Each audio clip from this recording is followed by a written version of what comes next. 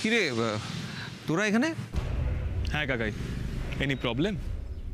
মাটি করেছে রে, ওরা সব শুনে ফেললো নাকি? না না, প্রবলেমের কি আছে? প্রবলেম কেন হতে যাবে? তাহলে তুমি ওনার সাথে এইভাবে কেন কথা বলছিলে?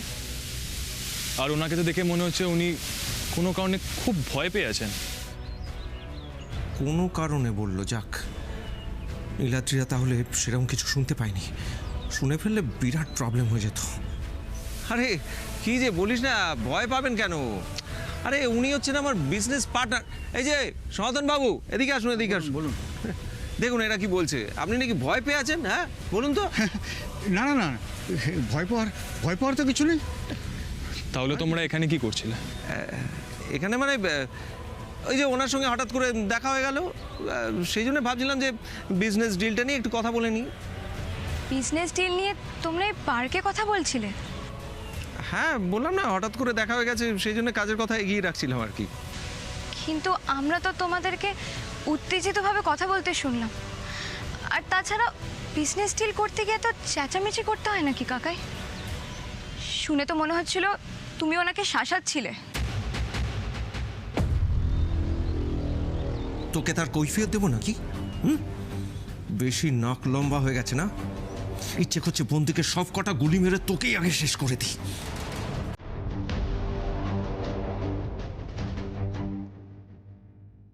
বিরোধী পার্টিরা তো রয়েছে রুমা, তবে আসন্ন নির্বাচনে আমাদের সব থেকে বড় বাধা হয়ে দাঁড়াতে পারেন ওই পুরকায়স্থবাবু। সামনাসামনি বন্ধুত্বের হাত বাড়ালেও পিঠ পিছনে যে কোনো সময় উনি ছুরি মারতে পারেন। ট্রু, পারেন, একদমই পারেন। আর ওনার জন্য অপোনেন্ট পার্টির প্রচুর স্ট্রেংথও বেড়ে গেছে, ওদের সাহস সত্যি বেড়ে গেছে। আরো একটা বিষয়ে খুব আশ্চর্যের রুমা, এই যে আমরা অ্যানাউন্স করলাম যে বৃহন্নলাদের জন্য একটা এনজিও তৈরি করে দেব, এত বড় একটা খবর, সেটা পাওয়ার পর বিরোধী পক্ষ থেকে কোনো বক্তব্য পেলাম না। এমনকি পুরকায়স্থবাবুর তরফ থেকেও কিন্তু কোনো বক্তব্য নেই। এমনিতে দেখো, আমাদের পার্টির হিরে টু জিরে যে কোনো বিষয়ে ওদের বক্তব্য থাকে, বিষয়টা একটু আশ্চর্যের নয়? না, কেন ওরা এবারে কোনো মুখ খুলবে, কেন কোনো বক্তব্য রাখবে? ইলেকশনের আগে বঙ্গসেবা পার্টির এত বড় একটা পদক্ষেপ, তোমার মনে হয় কারোর সাহস হবে কেউ কিছু বলবে? আর বাকি রইল পুরকায়স্থর ব্যাপারটা, ওকে নিয়ে তুমি একদম বদার হও না। ওর প্রত্যেকটা মুভমেন্ট ফলো করার জন্য আমি অলরেডি একজনকে ফিট করে রেখেছি।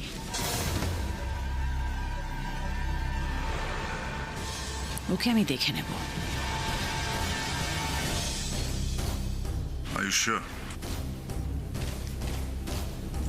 বাবা, তোমার হঠাৎ আমার উপর থেকে ভরসা উঠে গেল নাকি ভাস্করদা? না না, ভরসা ওঠেওনি। ইনফ্যাক্ট তোমাকে ভরসাই আমি করতে চাই, তবে অলরেডি তুমি একবার ফেল করে গেছো। তুমি বলেছিলে নীলাদ্রির সাথে পীযূষের যাতে দেখা না হয় সেই ব্যবস্থা তুমি পাকাপাকিভাবে করে দিচ্ছ,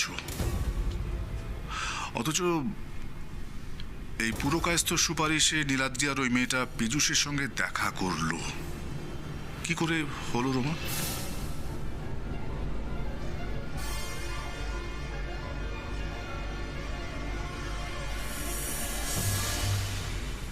কাকাই, তুমি বললে না তো কেন ওনাকে শাসাচ্ছিলে?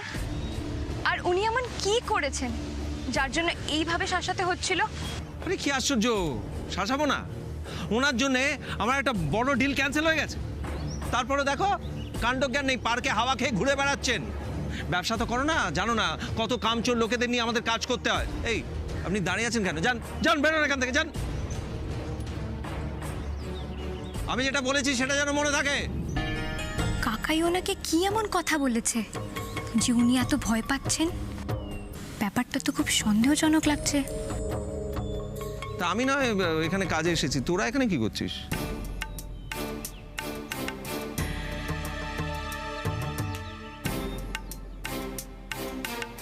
বিদেশ থেকে ফিরেও নীলাদ্রি এই মেয়েটার সঙ্গে দেখা করছে, সেটা কি দাদা জানে? কিরে চুপ করে গেলি যে, একেবারে স্পিকটি নট। হ্যাঁ আসলে আমার একটা কাজ ছিল, তাই এই রাস্তা দিয়ে যাচ্ছিলাম, ওর সাথে দেখা হয়ে গেল। তাই তোদের একটা কাজ ছিল, সেই জন্য রাস্তা দিয়ে যাচ্ছিলি, ওর সঙ্গে দেখা হয়ে গেল। কিন্তু আমি যতদূর জানি এটা তো কোনো রাস্তা নয়, এটা তো একটা পার্ক। না মানে ওর সাথে আমার এমনি একটা দরকার ছিল, তাই এখানে এসে বসলাম। আর ড্যাড 15ই আগস্টে ভালো আন্টি মানে লক্ষ্মী মাঝিদের জন্য একটা এনজিও তৈরি করে দেবে বলে অ্যানাউন্স করেছে, তাই ওই ব্যাপারে এখানে কথা বলতে এলাম। হ্যাঁ কি বলি, দাদা ওদের জন্য এনজিও বানিয়ে দেবে? হ্যাঁ কাকাই, তুমি নিউজ দেখোনি? সব নিউজ চ্যানেল কভার করেছে। এত বড় একটা নোবেল ইস্যু। নোবেল ইস্যু নাকি? দাদা রাস্তার কুকুরদের খাবার দিলেও সেটার পেছনে একটা রাজনীতি থাকে, সেখানে এর পেছনে তো নির্ঘাত বড় কোনো একটা প্ল্যান আছে।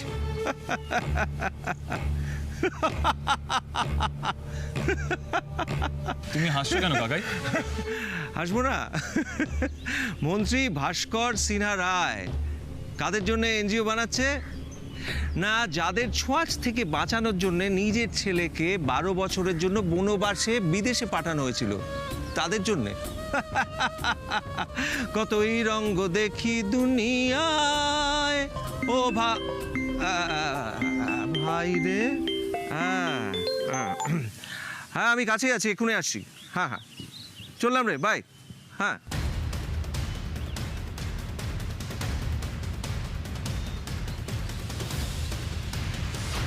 কাকাইয়ের কথায় তোমার মন খারাপ হয়েছে তাই না?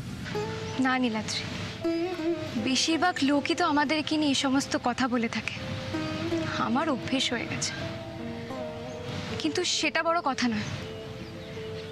তুমি কাকাইকে মিথ্যে বললে কেন? তুমি বললে না কেন কোনো দরকারে নয়, আমরা এমনিই দেখা করতে এসেছিলাম এখানে? আমি চাই না আমাদের বন্ধুত্বের মধ্যে আর কোনো রকম বাধা আসুক। আর তাছাড়া কিছু কিছু সত্যি আড়ালে রাখাই ভালো।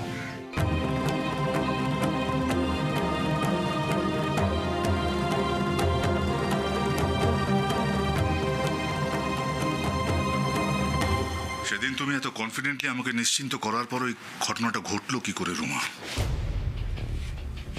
তাই আজ যখন বলছো তুমি পুরো কাজটোর ব্যবস্থা করে ফেলেছো, একটু টেনশনেই আছি। মানে কোনো গুফাপ হবে না তো, কোনো ফাঁক থেকে যায়নি তো? নীলাদ্রি যে পীযূষের সঙ্গে দেখা করেছিল, তুমি এটা জানলে কি করে?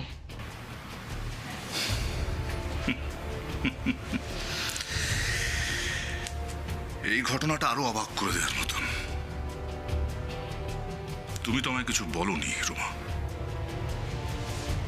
খবরটা আমাকে দিল আমাদের বিরোধী দলনেতা।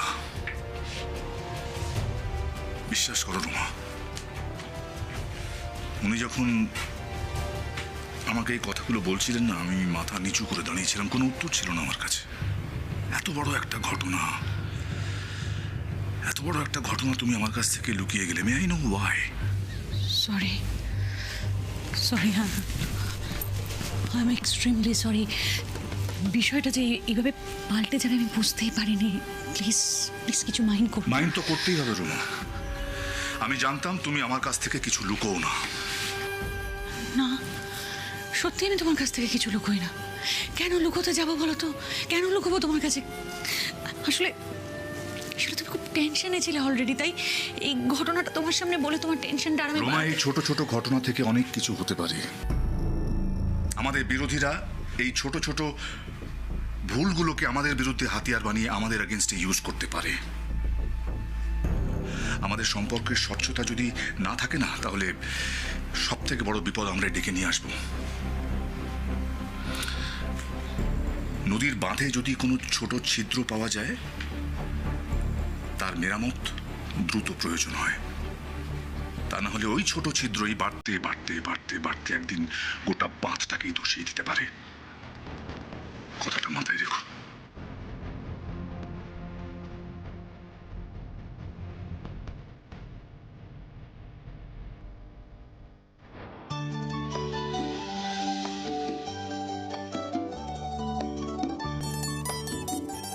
ওই তো জান আমাদের এসে গেছে। জল খামা। হ্যাঁ, তুই বাইরে গেলে তোর মায়ের তো চিন্তা শেষ থাকে না, তাই গল্প করে ভুলিয়ে রাখছিলাম। কি করব বলো পাতিমাসি, আমার মা যে এখনো ছোট্টটাই রয়ে আছে, তাই তো গল্প শুনি ভুলিয়ে রাখতে হয়। তোকে বারণ করলাম সেই বললি তো, এখনো আমার পেছনে লাগবে। ফিরকি এসে গেছিস? সারাটা দিন মেয়েটার কোনো পাত্তাই পাওয়া যায় না। কোথায় ছিলি রে সারাদিন? কোথায় গেছিলি? একটা কাজ ছিল বড় মাসি। ও আমি বুঝেছি, নিশ্চয়ই ওই অফিসের কাছে গেছিলি না? না না, অন্য একটা কাজ ছিল। কোথায় গেছিল কিছুই তো খোলসা করে বলছে না। বুঝতেও পারছি না খবরটা পেয়ে রোমা দিদিমণি কোনো অ্যাকশন নিল কি না। বুঝেছি, গোপন কোথাও গেছিলি, আমাকে বলা যাবে না বুঝি? সেরকম কিছু নয় বড় মাসি, আর এটা বলার মতো কোনো বিষয়ই নয়। ওই দেখো দেখো দেখি, মেয়ে আমার উপর রেগে গেল। ও ফিরকি ফিরকি, আমি কিন্তু মজা করছিলাম, রাগ করিস না রে। শোন, কালকেও কি তোকে বেরোতে হবে? হ্যাঁ, কাল তো একবার ল ফার্মে যেতে হবে। ও আচ্ছা আচ্ছা, এবার আমি আসি। হ্যাঁ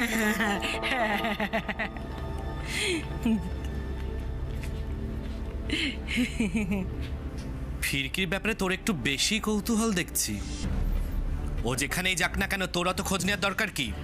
আরে রানী শোন, তা নয় রে। আরে আমাকে কালকে যেতে হবে না ওই পোস্ট অফিসে টাকাগুলো তুলতে? তো একটা লেখাপড়া জানার লোক থাকলে টাকা পয়সার ব্যাপার বুঝিসই তো, আমার সুবিধা হয়, তাই না? এই তোরা রাগ করিস না কিন্তু। নে কথা বল, আমি তাহলে ভেতরে যাই। হ্যাঁ, আমার যা জানার ছিল সেটা জেনে নিয়েছি, তোরা এখন ভেবে মর।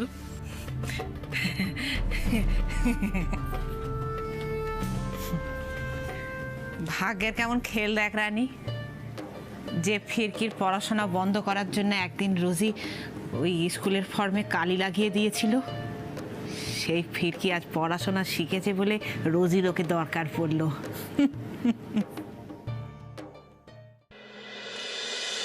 বাবা, কত পুরনো ছবি গো! এটাকে চিনতে পারছিস? এটা মা, এটা তো দাদা ভাই। হ্যাঁ, ছোটবেলায় ওর বাবার কাছে বকা খেয়ে আয়নার সামনে দাঁড়িয়ে কাঁদতো। আমি ভোলাতে গিয়ে দেখি ও আয়নার সামনে নানা রকম মুখভঙ্গি করে কাঁদছে। আমি গিয়ে জিজ্ঞেস করলাম, কি হয়েছে নীলাদ্রি? আর আমি দাঁড়িয়ে দাঁড়িয়ে আয়নার সামনে দেখছিলাম আমাকে কাঁদলে কেমন লাগে। ছোট বিমনি, তুমি লুকিয়ে লুকিয়ে ফটোটা তুলে নিয়েছো। আমার তখন প্রেস্টিজের পুরো দফা রফা। এই চুপ কর তো, ওইটুকু তো বয়স ছিল, তার আবার প্রেস্টিজ? না রে মধুজা, তুই ভুল বললি। মানুষ যখন ছোট থাকে তখনই তার আত্মসম্মান বোধ বেশি থাকে। বড় হওয়ার সাথে সাথে পরিস্থিতির চাপে মানুষ সেটার সাথে আপোষ করতে শিখে যায়, অনেক কিছুর সাথে মানিয়ে নেয়। যাই হোক, এসব ফিলোসফিক্যাল কথাবার্তা এখন থাক। ছোট বিমনি, এই দেখো আমি তোমার জন্য কি এনেছি, এ নাও। এই তুই নে। Chocolate, thank you, I love you দাদা ভাই। ছোট বিমনি, তোমার মনে আছে তুমি ছোটবেলায় আমাদের জন্য কত কিছু এনে দিতে? উফ বাবা, পাগলিটাকে নিয়ে আবার আধিক্যতা শুরু হয়েছে।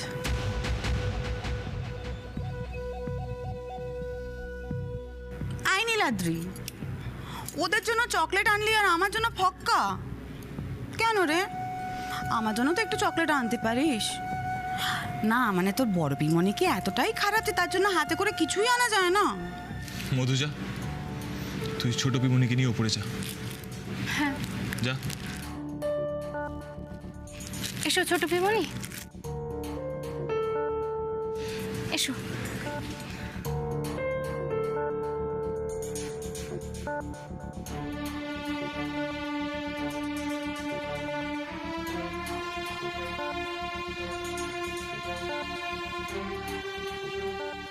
জানো তো বড় পিমনি, ছোটবেলায় স্যার একটা আমাকে কথা শিখিয়েছিলেন, কাউকে সম্মান করলে তবেই সম্মান পাওয়া যায়, আর ভালোবাসলে পাওয়া যায় ভালোবাসা। আচ্ছা বড় পিমনি, ছোট থেকে আজ অবধি আমাকে আর আমার বোনকে ভালোবেসে তুমি কিছু দিয়েছো? আমার বড় পিবনি খারাপ কিনা আমি জানি না, কিন্তু একটু আগে তুমি যাকে পাগলি বললে, আমার সেই ছোট পিমনি আমি এখনো খেয়েছি কিনা, আমি কখন ঘরে আসছি, আমি কখন ঘুমাচ্ছি, সব খোঁজ নেয়। আর ওই পাগলিটাই এই চকলেটটা তোমাকে দিতে দিয়ে গেল বড় পিমনি।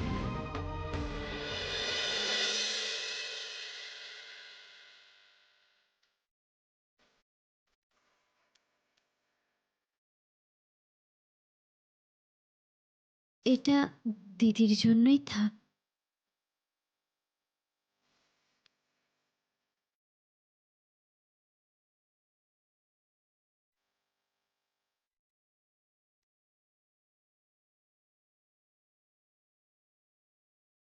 আর ছোট পিমনিকে পাগলি বলার আগে একটু মনে রেখো, যাকে তুমি পাগলি বলছো সে তোমার নিজের ছোট বোন।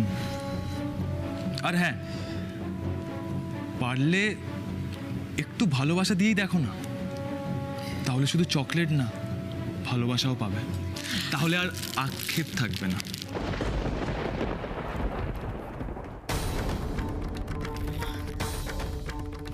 দেখলে মা, দেখলে এই একটা চকলেটের জন্য আমাকে কত অপমান করে গেল। মা নিকুচি করেছো এই পাগলির চকলেটের।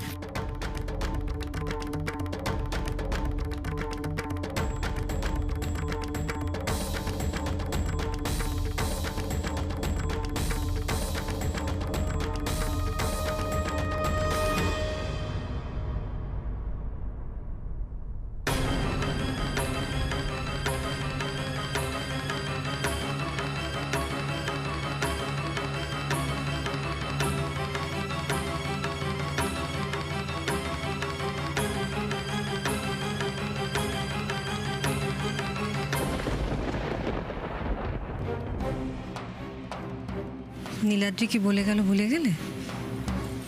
কাউকে সম্মান করলে তবে সম্মান পাওয়া যায়।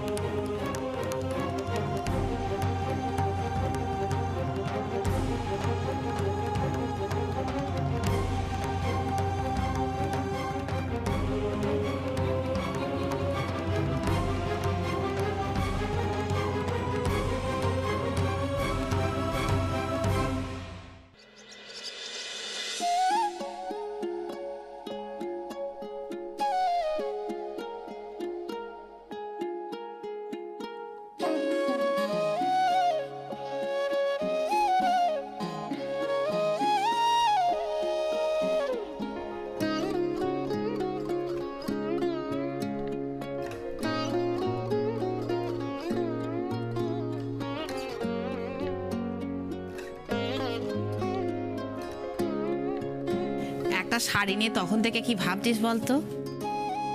আরে দেখো না, কোন শাড়িটা পরবো কিছু বুঝতে পারছি না আমি। তুমি আমাকে একটা শাড়ি বেছে দাও না। কেন রে, আজকে বিশেষ কিছু দিন নাকি?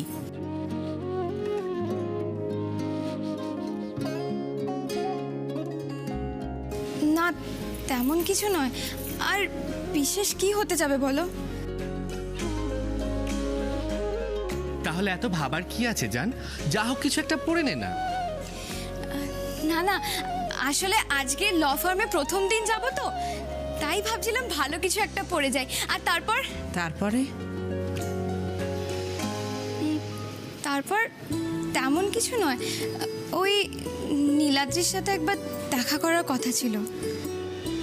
ও এইবার বুঝেছি এত সাজগোজের কারণটা কি।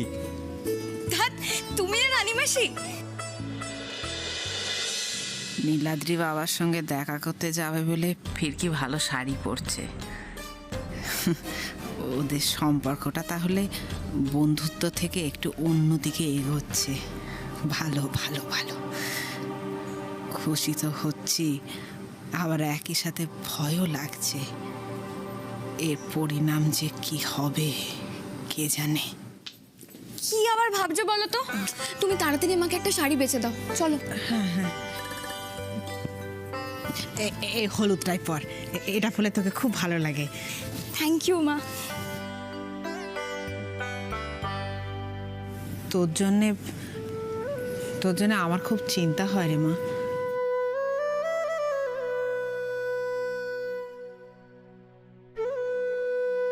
কিসের আবার চিন্তা? এখন তো নতুন কোনো চিন্তার বিষয় নেই তোমার। দেখ মা, ভালোবাসা এমন একটা জিনিস যেটাতে সুখ আছে, আবার উল্টো দিকের মানুষটার ওপর অনেক প্রত্যাশা চাহিদা তৈরি হয়। সেই চাহিদাগুলোতে যখন ফাটল ধরে জীবনে আসে দুঃখ। কখনো কখনো সেই দুঃখগুলোই জীবনের সঙ্গী হয়ে যায়। আমার তোর জন্য খুব ভয় করে মা, ভালোবাসা থেকে তুই আবার যেন কোনো কষ্ট না পাস। এই পৃথিবীর সব দুঃখ আমি হাসি মুখে মেনে নেব মা, কিন্তু তোর কোনো কষ্ট হলে আমি যে আর বাঁচবো না রে। মা